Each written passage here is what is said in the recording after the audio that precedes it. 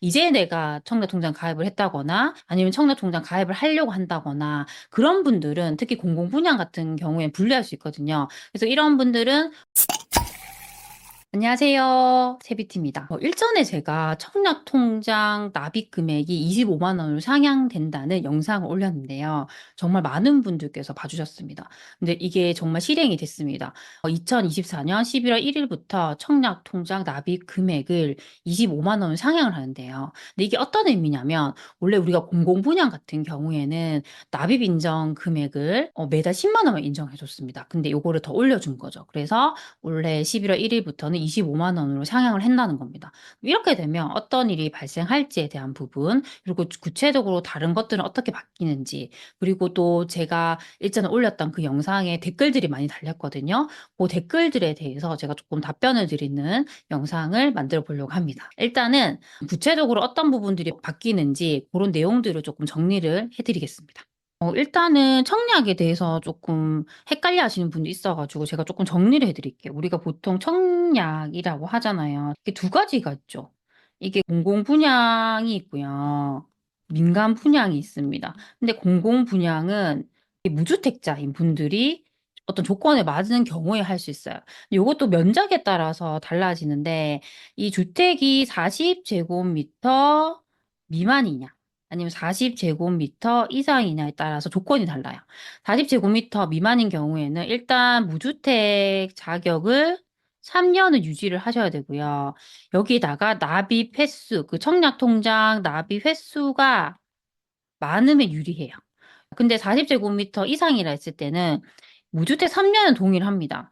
그런데 납입 횟수를 보는 게 아니라 납입 금액이 많은 순으로 봅니다. 그렇죠. 그렇다고 해서 이걸 뭐 한정 없이 많이 넣으면 되느냐? 그게 아니에요.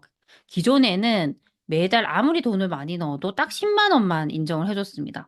근데 그러던 것을 이제 24년 11월 1일 기준으로 25만 원으로 상향을 해준다는 거죠. 25만 원만큼 인정해줘요. 돈을 더 많이 넣어도 일단 매달 25만 원씩 되는 겁니다. 그쵸? 요거를 아셔야 됩니다. 근데 민간 분양은 보통 우리가 얘기하는 특별 공급, 특공, 그리고 일반 공급, 맞죠? 이렇게 두 가지가 있죠. 특별 공급은 뭐 신혼부부나 뭐 이런 분들, 조건에 맞는 분들이 할 수 있고, 일반 분양은 상대적으로 조금 뭐 자유롭죠. 추첨제 같은 것들도 하고 다릅니다. 그래서 이번에 이게 상향되는 거는 공공분양 중에서 면적이 40제곱미터 이상인 경우 납입 인정 금액 순으로 보니까 이렇게 이해를 하시면 좋습니다. 그리고 이것 말고도 또 바뀌는 게 있는데요. 일단 두 번째는 그 청약 통장에도 이자 금리가 있잖아요. 그거를 3.1%로 예전보다 올려준다는 거죠. 그러면 그래도 매달 이렇게 돈을 넣는데 이자가 올라가면 좋잖아요. 그런 부분이 있습니다. 그리고 세 번째는 원래 우리가 청약 통장 같은 경우에 청약 부금이라는 게 있어요. 청약 부금은 민간 분양에만 청약할 수 있는 거. 그리고 예전에 또 청약 저축이라는 게 있어요. 얘는 공공 분양만 넣을 수 있어요. 차이가 있죠.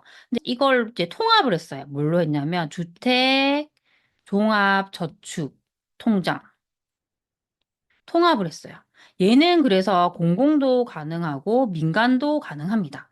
그래서 이게 원래 11월 1일부터 예전에 요 통장 갖고 있는 분들은 요걸로 전환을 시켜준대요. 그리고 하나 더, 네 번째는 우리가 연말정산 할 때 소득공제를 하잖아요. 그 소득공제에서 청약통장에 인정되는 금액이 예전에는 240만 원이었어요. 근데 이거를 300만 원으로 높여준다는 거죠. 청약통장에 대해서 조금 개선한 것 같습니다.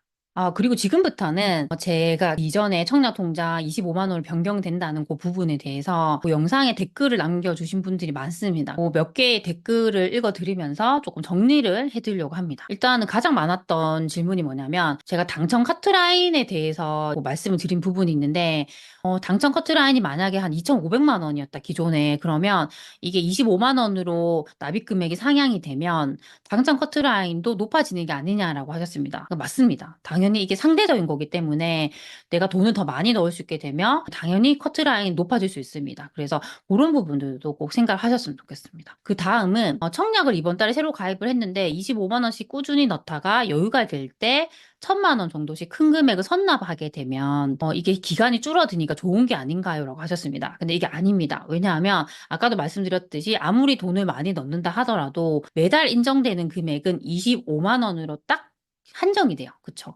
그래서 1,000만 원 넣는다 해도 매달 25만 원씩만 인정되기 때문에 그 기간과는 상관이 없습니다. 그리고 또 다른 질문은요. 7년간 2만 원씩 최소 금액만 내어왔는데 당첨 횟수보다는 금액이 중요하다는 걸 최근에 알았습니다. 그리고 1분이 1주택자이신데 그러면 25만 원씩 지금부터라도 내는 게 맞을까요? 아니면 공공분양 말고 일반 분양을 노리는 게 맞을까요? 라고 하셨습니다. 일단은 우리가 공공분양 같은 경우에는 무주택 기간을 3년 유지해야 된다고 했습니다. 근데 이분은 1주택자이기 때문에 일단 그 조건에 맞지 않죠. 그렇게 본다면 공공분양에 분류할 수 있습니다. 그러면 이분은 일반 분양으로 가시는 게 맞겠죠. 그래서 특별 공급의 조건이 맞으면 그걸 하시든 아니면 일반 분양으로 하시든 해서 그렇게 방향을 잡는 게 맞습니다. 또 다음 질문은요. 청약통장을 몇 달 전에 가입을 하셨다고 해요. 너무 늦게 가입을 한 것 같은데 그러면 그냥 아파트는 포기하고 빌라를 사는 게 맞는 건가요? 라는 질문하셨습니다. 근데 이건 부동산에 대한 질문일 수도 있는데요. 우리가 만약에 아파트가 있고요. 빌라가 있다 했을 때 어디에 살고 싶냐고 질문하면 거의 100%는 아파트라고 할 겁니다. 그만큼 아파트엔 수요가 많아요. 빌라는 더 소유가 없습니다. 그리고 빌라 같은 경우에는 감가상각이 엄청 심하고요. 이 시세라는 것도 확실하게 파악하기가 어렵습니다. 내가 비싸게 사는지 싸게 사는지 파악하기 정말 어렵겠죠. 중요한 거는 내가 팔고 싶어도 안 팔릴 수 있습니다. 이거 누군가 받아줘야 되는데 이걸 받아줄 수 있는 사람이 아파트보단 더 적을 수 있다는 거죠. 그런 부분에 있어서 그래도 웬만하면 아파트를 사시는 게 훨씬 좋다고 생각합니다. 이건 미성년자에 대한 부분인데요. 이제 미성년자 같은 경우에는 원래는 만 17세부터 이렇게 납입하는 것을 인정해 줬어요. 근데 지금은 만 14세부터 납입하는 것도 인정을 해준다고 합니다. 거기에 대한 질문인데 그렇다면 요거를 미성년자 같은 경우에도 월 25만 원씩 인정을 해주냐에 대한 부분입니다. 근데 그건 아닙니다. 미성년자의 경우에 만 14세부터 납입을 한다 하더라도 월 10만 원씩만 인정을 해줘요. 그래서 만 14세부터 만 19세까지는 10만 원씩 인정해 줍니다.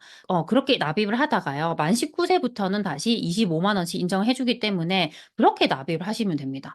근데 미성년자가 이렇게 일찍 청약통장에 가입을 하면 좋은 점이 뭐냐면 만 14세부터 계속적으로 이렇게 납입을 하면 만 29세 정도가 되면 15년이 됩니다. 그래서 청약통장 납입 기간이 15년이 되면 만점을 받을 수 있습니다. 그렇죠? 그만큼 유리하기 때문에 자녀가 있으시면 일찍부터 청약통장을 만들어 주시면 너무 좋을 것 같습니다. 그리고 경기도에 살고 있는데 청약 저축통장을 20년 전쯤 가입을 했다고 합니다. 그럼 이 통장으로 통장의 변경이 없이 서울 민간 특별공급에 청약이 가능할까에 대한 부분입니다. 그래서 아까 잠깐 말씀드렸지만 지금은 주택 청약 종합 저축이잖아요. 그 이전에는 청약 부금, 청약 저축 따로 있었어요. 그 청약 부금은 민간 분양에 청약할 수 있는 통장이고 청약 저축은 공공 분양에만 할 수 있는 거예요.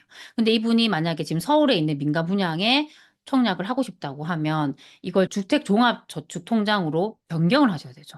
그럼 변경을 하시면 아까 말씀처럼 주택종합저축통장으로 변경한 날부터 신규분부터 인정이 된다는 거죠. 그 이전의 이력은 없어지거든요. 인정을 안 된다는 거예요. 그래서 이 부분은 조금 더 신중하게 생각을 하시고 결정하셨으면 좋겠습니다. 오늘은 청약통장 납입금액이 25만 원을 상향된다는 부분 확실하게 시행일이 정해졌습니다. 24년 11월 1일입니다. 그래서 그 부분에 대해서 조금 정리를 해드렸고요. 이전에 올렸던 청약통장에 대한 궁금해하신 질문들이 있어가지고 그 질문에 대해서 조금 정리를 해드렸습니다. 이 부분에 대한 제 생각은 일단은 나는 오랫동안 청약통장 납입을 해왔고 조금 조건 유리하다고 하시면요. 최대한 그래도 25만 원씩 넣으셔가지고 빨리 공공분양에 당첨되시는 건 좋습니다. 근데 그게 아니라 이제 내가 청약통장 가입을 했다거나 아니면 청약통장 가입을 하려고 한다거나 그런 분들은 특히 공공분양 같은 경우에 불리할 수 있거든요. 그래서 이런 분들은 공공분양보다는 민간 분양을 노려보신다거나